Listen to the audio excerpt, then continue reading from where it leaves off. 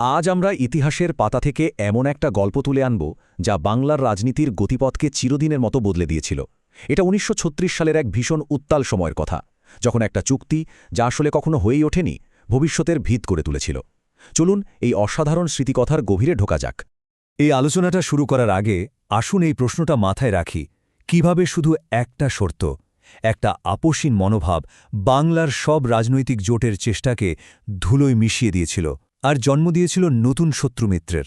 তো গল্পের শুরুটা হচ্ছে বাংলার রাজনৈতিক মঞ্চে একটা নতুন শক্তির আগমন দিয়ে, এমন একটা দল যারা এমন সব দাবিদাওয়া নিয়ে এসেছিল যা তখনকার ক্ষমতার কেন্দ্রকে একেবারে নাড়িয়ে দেওয়ার জন্য যথেষ্ট ছিল। এই নতুন দলটার নাম ছিল কৃষক প্রজা পার্টি, বা সংক্ষেপে কেপিপি। তাদের আসল লক্ষ্যই ছিল গ্রামের সাধারণ মানুষ, মানে কৃষক আর প্রজাদের হয়ে কথা বলা, যাদের গলার আওয়াজ এতদিন ক্ষমতাশালীদের ভিড়ে প্রায় শোনাই যেত না। তাদের ইশতেহারটা ছিল এক কথায় বৈপ্লবিক। ভাবুন তো, তারা প্রতিশ্রুতি দিচ্ছিল বিনা ক্ষতিপূরণে জমিদারি প্রথা তুলে দেওয়ার, যেটা ছিল সেই সময়ের সবচেয়ে বড় আর বিতর্কিত রাজনৈতিক দাবি। শুধু তাই না, সাথে ছিল খাজনা কমানো, কৃষকদের সব ধারদেনা মকুফ করা আর সবার জন্য বাধ্যতামূলক শিক্ষার মতো যুগান্তকারী সব কথা। তো কেপিপির এই বাড়াবাড়ন্তে স্বাভাবিকভাবেই তখনকার যে প্রতিষ্ঠিত রাজনৈতিক দলগুলো ছিল তাদের তো টনক নড়বেই, তাই না? আর এর ফলেই শুরু হলো ক্ষমতা দখলের প্রথম দফার খেলা, ঐক্যের নামে এক হওয়ার চেষ্টা। উদ্দেশ্যটা কী ছিল? উদ্দেশ্য ছিল একটাই, ১৯৩৭ সালের খুব গুরুত্বপূর্ণ প্রাদেশিক নির্বাচনের আগে বাংলার সব মুসলিম রাজনৈতিক শক্তিকে এক ছাতার তলায় নিয়ে আসা। আর এই লক্ষ্য নিয়ে কিন্তু সব দল আলোচনার টেবিলে বসেছিল। কিন্তু আলোচনাটা শুরু হতে না হতেই একটা জায়গায় এসে একেবারে আটকে গেল। প্রশ্নটা কি ছিল?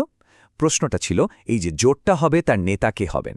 কৃষক প্রজা পার্টি চাইছিল তাদের জনপ্রিয় নেতা কে ফজলুল হককে, আর অন্যদিকে অভিজাতদের দল ইউনাইটেড মুসলিম পার্টি চাইছিল ঢাকার নবাব হাবিবুল্লাহকে। মানে ব্যাপারটা শুধু দলের নেতা হওয়ার ছিল না, আসল খেলাটা ছিল বাংলার প্রধানমন্ত্রী কে হবেন সেটা নিয়ে। যে দলের নেতা হবে সেই তো হবে বাংলার ভাবী প্রধানমন্ত্রী। তাই বুঝতেই পারছেন, কোনো পক্ষই এক চুলো ছাড়তে রাজি ছিল না। আর মজার ব্যাপার কি জানেন, এই বই থেকে আমরা জানতে পারি যে খোদ ফজলুল হক সাহেবই নাকি এই নেতৃত্ব নিয়ে এত বাড়াবাড়িতে বেশ বিরক্ত হয়েছিলেন। তিনি নাকি তার দলে তরুণ নেতাদের বলেই ফেলেছিলেন যে তারা এমন জেদ ধরে থেকে তার শিক্ষামন্ত্রী হওয়ার সুযোগটাও নষ্ট করে দিচ্ছে। মানে তার ব্যক্তিগত উচ্চাকাঙ্ক্ষা হয়তো তখন অতটাও ছিল না। প্রাদেশিক রাজনীতির এই যখন অবস্থা, ঠিক তখনই মঞ্চে এলেন একজন হেভিওয়েট, জাতীয় স্তরের নেতা, যার আগমনে পুরো খেলার চালই পাল্টে গেল। তিনি আর কেউ নন, মোহাম্মদ আলী জিন্নাহ। কৃষক প্রজা পার্টি তখন একটা চাল চালল। তাদের প্রতিপক্ষ কারা? সব পয়সাওয়ালা নাইট নবাবরা। তাদের সাথে টেক্কা দিতে হলে তো বড় কারো সাপোর্ট লাগবে, তাই না? তো তারা ভাবল মিস্টার জিন্নাহকে বাংলায় নিয়ে আসা যাক। তার মতো একজন বড় নেতার সমর্থন পেলে তাদের দিকে পাল্লা ভারী হবে। জিন্নাহ সাহেব বাংলায় এলেন আর এসেই ঐক্যের ডাক দিলেন। তার কথাটা ছিল খুব পরিষ্কার। তিনি চাইলেন বাংলার সমস্ত মুসলিম রাজনৈতিক দল যেন মুসলিম লীগের পতাকাতলে একজোট হয়ে যায়। তার লক্ষ্য ছিল একটাই, শক্তিশালী মুসলিম রাজনৈতিক দল তৈরি করা। তো এরপরই শুরু হলো আসল দর কষাকষি জিন্নাহ আর কৃষক প্রজা পার্টির মধ্যে। আর এই আলোচনা থেকেই বোঝা যায় তাদের মধ্যকার মতের অমিলটা ঠিক কতটা গভীর ছিল। চলুন দেখি ঠিক কোন ৩টে পয়েন্টে গিয়ে আলোচনাটা আটকে গিয়েছিল।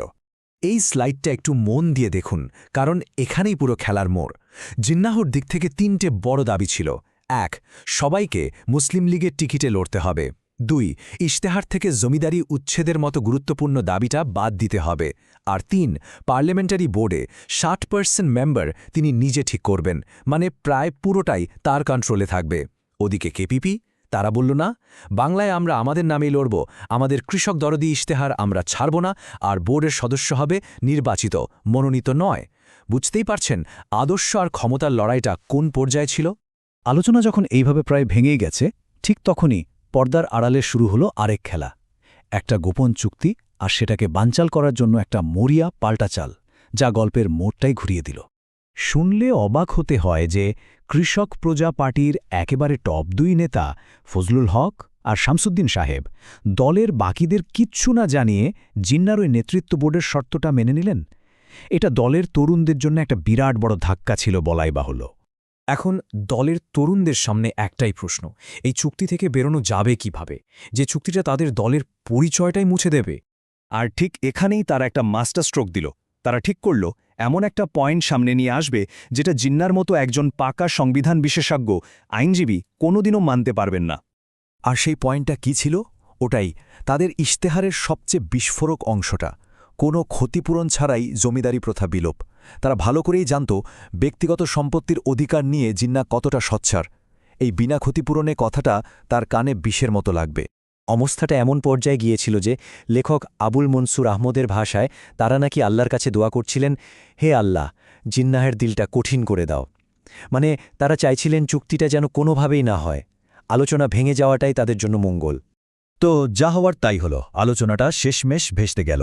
আর এরপরে যা যা ঘটল তা বাংলার রাজনীতিকে চিরদিনের জন্য বদলে দিল। মিস্টার জিন্না ওই বিনা ক্ষতিপূরণ শব্দটা শুনেই বেঁকে বসলেন। তিনি এটাকে ছেলেমানুষই বলে উড়িয়ে দিলেন আর বললেন এটা ব্যক্তিগত সম্পত্তির অধিকারের উপর সরাসরি আঘাত। ব্যাস, ওইখানেই জোটের সব স্বপ্নের ইতি। এর পরের ঘটনাগুলো ঘটল একদম সিনেমার মতো, খুব দ্রুত। জিন্না এক মুহূর্ত দেরি করলেন না, সাথে সাথেই তিনি কৃষক প্রজা পার্টির কট্টর শত্রু ও ইউনাইটেড মুসলিম পার্টির সাথে হাত মেলালেন। এরপর ওই ইউনাইটেড মুসলিম পার্টি নাম পাল্টে হয়ে গেল বাংলার অফিসিয়াল মুসলিম লীগ। ফলাফল ১৯৩৭ সালের নির্বাচনে দুটো দল মুখোমুখি, সরাসরি প্রতিপক্ষ। পুরো ঘটনাটা আমাদের একটা খুব বড় প্রশ্নের সামনে এনে দাঁড় করায়। যখন দলের আদর্শের সঙ্গে রাজনৈতিক ঐক্যের সংঘাত হয়, তখন শেষ পর্যন্ত জেতেটা কে? আদর্শ নাকি ক্ষমতা দখলের রাজনীতি? এই উত্তরটা হয়তো আজও আমরা খুঁজে চলেছি।